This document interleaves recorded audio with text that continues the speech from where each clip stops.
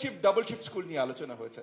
আমাদের প্রচেষ্টা আছে, স্পেশালি আমাদের এই যে ইনফ্রাস্ট্রাকচার যে বাজেট আছে সেখানে আগামী 5 বছরে আমাদের প্রচেষ্টা আছে যে আমরা সকল স্কুল সিঙ্গল শিফট স্কুলে পরিণত করব আমাদের প্রাইমারি স্কুলগুলো। সো সঠিকভাবে লার্নিং আওয়ার গুলো আমাদের সন্তানরা পাবে, যেন ওই যে যেখানে আপনাদের রিপোর্টেও এসেছে যে বাড়িতে যে হোমওয়ার্ক করা বা বাড়িতে যে পড়াশোনার যে চাপটা সেটা যেন তাদের উপরে না পড়ে, সিঙ্গল শিফট স্কুলে আমরা পরিণত করতে চেষ্টা করছি। টিচারদেরকে নিয়ে অনেক আলোচনা হয়েছে। মাঝখানে আমি দেখছিলাম যে মানে প্রিন্ট আউট যেটা দেয়া হয়েছে আর ওনারা স্ক্রিনে যেটা দেখেছিলেন দুটোর মধ্যে ভিন্নতা আছে। তো অনেকে দেখছিলাম প্রিন্ট আউট শুধু এপাশ ওপাশ করছিল, কোনটা? বাট টিচার রিলেটেড যে আলোচনাগুলো এসেছে, teacher policy, burden on teachers, performance assessment, in service training, pre service education preparation, teacher deployment strategy, এই প্রত্যেকটা প্রবলেমের সাথে আমরা অতি পরিচিত এবং এই প্রত্যেকটা প্রবলেম অ্যাড্রেস করবার জন্য আমরা ইতিমধ্যে কাজ করছি। যেমন টিচার ট্রান্সফার একটা বড় ইস্যু। এই টিচার ট্রান্সফার বিগত দিনগুলোতে বড় একটা সিন্ডিকেট বা বড় একটা করাপশনের জায়গা হয়ে তৈরি হয়েছিল। মাননীয় প্রধানমন্ত্রী খুদ নিজে এটাতে নজর দিয়েছেন এবং মাননীয় প্রধানমন্ত্রীর ইনস্ট্রাকশনে আমাদের মাননীয় মন্ত্রী মহোদয় আজকে চিফ গেস্ট এবং আমরা সকলে মিলে নতুন পলিসি গঠন করেছি যে প্রাথমিকে মাধ্যমিকেও, বাট আমি প্রাথমিক নিয়েই কথা বলবো, প্রাথমিকে টিচার ট্রান্সফার এটা লোকালাইজ করে দেওয়া হবে। সো লোকাল টিম গঠন করা হয়েছে উপজেলা লেভেলে ইউএনওর নেতৃত্বে। সেখানে উপজেলা প্রাথমিক শিক্ষা অফিসার থাকবেন, উপজেলা মাধ্যমিক শিক্ষা অফিসার থাকবেন, 4 জন মেম্বারের টিম করে দেওয়া হয়েছে যারা মাসে একবার বসবেন। ওই মাসে যতগুলো রিকোয়েস্ট এসছেন সেগুলো রিভিউ করে তারা ট্রান্সফার অ্যালাউ করবেন বা করবেন না।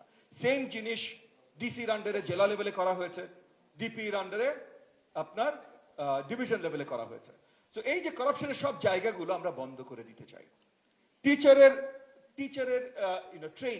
ট্রেনিং এর জন্য ন্যাপ যারা আমাদের পিটিআই যে প্রাইমারি টিচার ট্রেনিং ইনস্টিটিউট, এটার কারিকুলাম যারা তৈরি করে তাদেরকে দায়িত্ব দেওয়া হয়েছে যে কিভাবে আমরা নতুন ট্রেনিং রেজিমেন্ট তৈরি করতে পারি যে আগামী 2 বছর পর থেকে যেন কোনো আনট্রেন্ড টিচার ক্লাসরুমে পা রাখতে না পারে। মিনিমাম একটা ট্রেনিং নিয়েই তাকে ক্লাসরুমে যেতে হবে।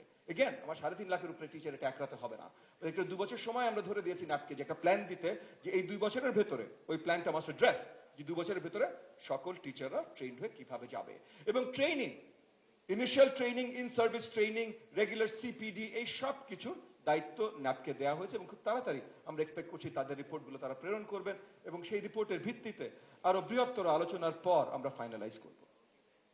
সো টিচারের স্ট্যাটাস কি হবে, বেতন কি হবে, স্ট্যাটাস কি হবে, তাদের নীতিমালায় তাদেরকে আমরা কিভাবে আরো উৎসাহিত করতে পারি ক্লাসরুমে থাকবার জন্য, সেগুলো নতুন নীতিমালা নিয়ে আমরা কাজ করছি। এখানে ডিপিই আমাদের যে অধিদপ্তরের দায়িত্বে আছে সব টিচাররা, সেই অধিদপ্তরকে দায়িত্ব দেওয়া হয়েছে এই নীতিমালা কি হতে পারে।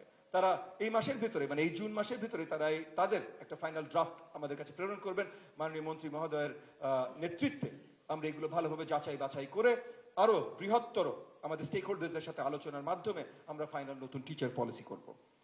সো এই সব কিছু যা যা প্রবলেমগুলো আপনারা আখ্যায়িত করেছেন, আমি জাস্ট এতটুকুই আপনাদেরকে আশ্বস্ত করতে চাই যে এই প্রবলেমগুলোর সাথে আমরা অতি পরিচিত। প্রত্যেকটা প্রবলেমের সলিউশনের জন্য আমরা ইতিমধ্যে কাজ করছি। তবে অবভিয়াসলি আমাদের চিন্তা চেতনা হলো আমরা ড্রাফট পলিসিগুলো তৈরি করে তারপর আপনাদের সাথে নিয়ে বসবো।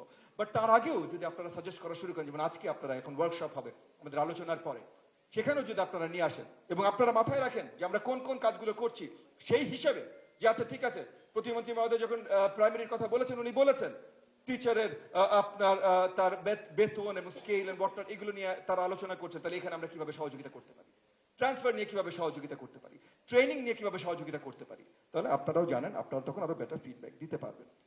সবচেয়ে বড় প্রবলেম আমাদের প্রাইমারিতে হলো ফাউন্ডেশনাল লিটারেসি, যেটা আজকেও বারবার এসেছে। ক্লাস 5 এ রিডিং লিটারেসি আপনার 50% কাছাকাছি, এটা অত্যন্ত দুঃখজনক। সো সেই জায়গা থেকে আমাদের ওই যেই কারণে আমরা বললাম যে আমাদের সবকিছুর focus first and foremost and maybe only is learning outcomes from here on. এবং এই জায়গায় আমরা 4টা বড় জায়গায় সবচেয়ে বেশি নজর দিচ্ছি। একটা হলো কারিকুলাম, তারপর টিচার্স, তারপর টোটাল এনভায়রনমেন্ট যেটার বড় অংশ আসলে ইনফ্রাস্ট্রাকচার, এবং ফাইনালি অ্যাডমিনিস্ট্রেশন। কারণ ওই যে টিচার কিভাবে পড়াচ্ছেন কি না করছেন এটা দেখার জন্য আমার বিশাল একটা অ্যাডমিনিস্ট্রেটিভ বডি আছে। এই অ্যাডমিনিস্ট্রেটিভ বডিকেও সঠিকভাবে কাজ করানো।